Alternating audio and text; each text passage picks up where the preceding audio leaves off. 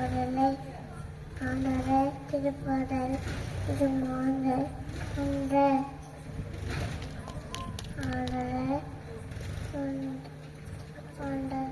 ஆண்டவரே எனக்கு எதுவும் பொருளே திருப்பாடல் இது அன்று பேறு பெற்றோர், ஏனெனில் விண்ணரசு அவர்களுக்கு உரியது.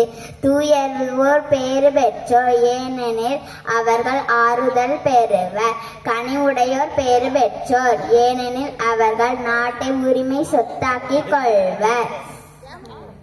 இரக்கம் உடையோர் பேறு பெற்றோர், ஏனெனில் அவர்கள் இரக்கம் பெறுவர். தூயமான உள்ளத்தோர் பேறு பெற்றோர், ஏனெனில் அவர்கள் கடவுளை காண்பர். மத்தேயு நற்செய்தி அதிகாரம் 5 இறைவசனம் 3 முதல் 5 முடிய மற்றும் 7, 8.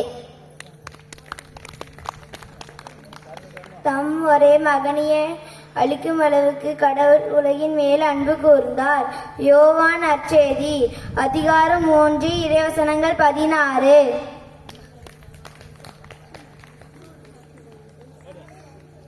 கேளுங்கள், உங்களுக்கு கொடுக்கப்படும். தேடுங்கள், நீங்கள் கண்டடைவீர்கள். தட்டுங்கள், உங்களுக்கு திறக்கப்படும். மத்தேயு 7.